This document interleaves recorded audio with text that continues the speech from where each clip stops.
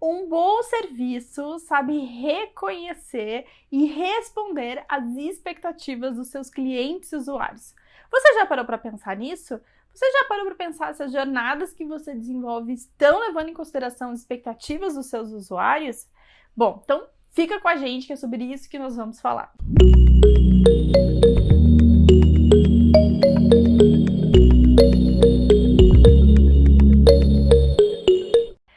No livro Good Services, a autora, ela traz essa questão das expectativas como um dos elementos, um dos 15 elementos para você conseguir construir um bom serviço. E eu achei muito interessante, resolvi trazer esse vídeo, porque a gente fala pouco sobre as expectativas. Muitas vezes a gente fala muito mais sobre os passos da jornada, como criar uma jornada com entusiasmo, né? Uma jornada que seja uau. E muitas vezes a gente pode até negligenciar essa etapa, que é muito importante e que ela impacta diretamente no uso do nosso serviço.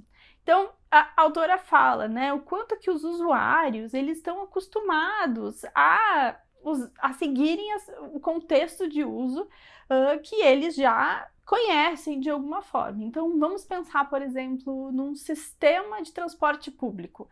Quando você vai para uma outra cidade ou país, você tem que se adaptar a esse novo sistema de transporte público, que provavelmente usa códigos, interfaces e lógicas completamente diferentes daqueles que você está acostumado.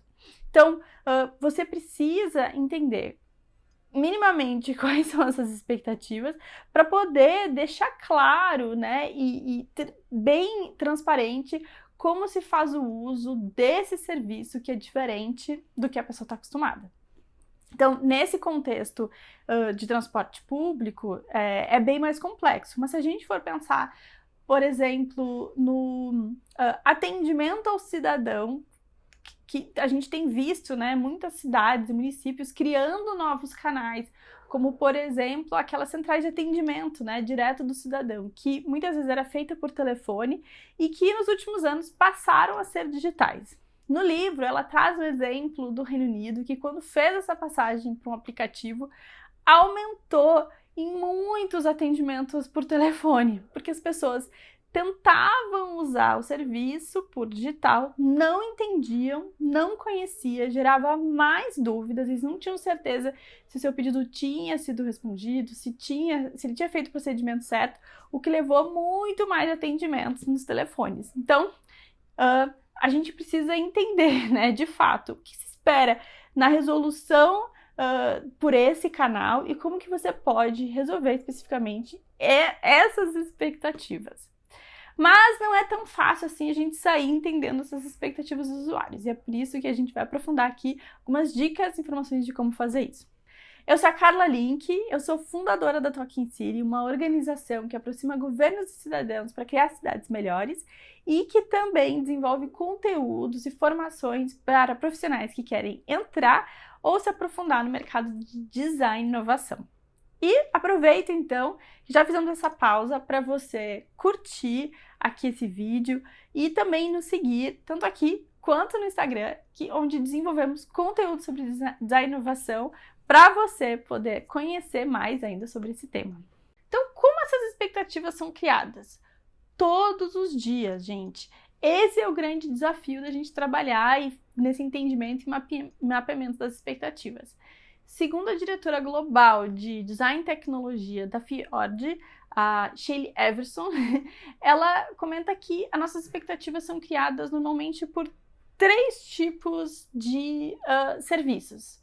O primeiro são a nossa concorrência direta. Isso é, você precisa, sim, olhar, né, para o segmento em que você atua e entender quais são as funcionalidades, né, como que é a jornada desses serviços para a gente poder conseguir criar uma jornada que seja disruptiva e nova, mas levando em consideração também esses aspectos que as pessoas já estão acostumadas, né? Como, por exemplo, o canal de atendimento para o cidadão, né? Que a gente comentou antes.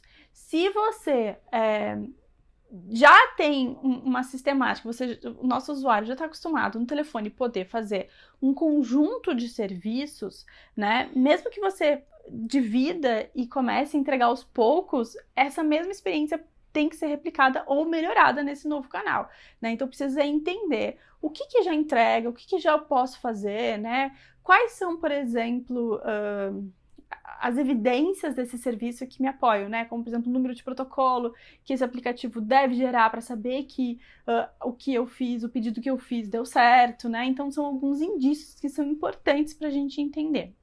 Ou você também, né, pode, a partir do entendimento da jornada que as pessoas estão acostumadas, ter que explicar, né, essas modificações que você está propondo no seu serviço.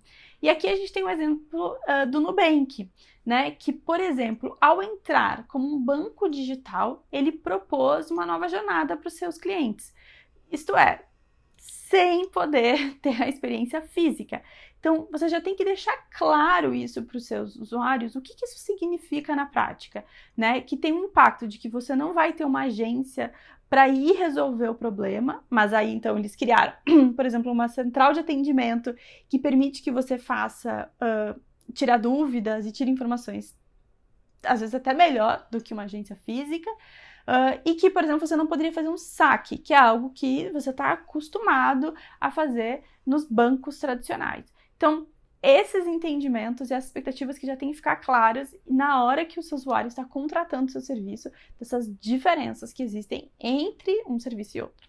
Mas não são apenas os concorrentes que as nossas expectativas são criadas, porque na verdade a gente se relaciona com marcas e organizações todos os dias que vão impactar na forma com que a gente olha para o mundo e olha para os serviços que a gente utiliza. Então, existem algumas empresas que elas também criam expectativas dos usuários e elas aumentam a barra das expectativas por entregarem serviços realmente incríveis em todos os seus pontos de contato. Então, por exemplo, a Disney, né, que consegue entregar magia e trazer essa ludicidade não só nos seus filmes, na experiência de cinema, mas também, né, nos seus parques, nas suas lojas, nos seus produtos, fazendo com que esse encantamento continue, né, por muitos tempos. Então, essa forma de olhar para esse sistema, entregar, fazer essa entrega de forma tão qualificada, ela impacta também e cria expectativa nos usuários que espera que a sua empresa também faça o mesmo. E o último tipo de expectativa são as novas expectativas, né? São as startups ou novos serviços que são criados e que acabam gerando aí uma nova disrupção para o mercado ou criam um novo parâmetro para o mercado que antes não existia. E que as empresas, elas também precisam estar atentas a esses tipos de novas funcionalidades, novas relações que estão sendo criadas, porque isso vai impactar diretamente os seus serviços, mesmo eles não sendo do seu segmento. Então, por exemplo, a Amazon, né, que hoje tem um dos sistemas mais robustos e interessantes de busca de um produto no seu site. Não só porque ele traz uma resposta muito relevante, muito rápida, mas também porque ele te traz ali resultados que são relacionados, ele faz combinações, quem compra isso também compra aquilo, e te faz essas indicações de compra. E querendo ou não, o seu usuário, o seu cliente, ele não sabe que por trás da Amazon existe uma equipe gigante, com muita gente qualificada e muita tecnologia e muito servidor para garantir que essa busca aconteça, né? O que ele sabe é que quando ele procura algo na Amazon, ele encontra, e se ele procura no seu site, ele não encontra, ele vai dizer, por que não faz igual da Amazon, né? Que ele não tem todo esse entendimento da complexidade que é para fazer essa entrega. O que ele sabe é, lá funciona e aqui não. Então, é importante você também saber, né, quais são esses parâmetros e entender ali quais são as expectativas que você mesmo tem quando utiliza um bom serviço e que quando você vai olhar o seu, talvez não entregue tanto assim.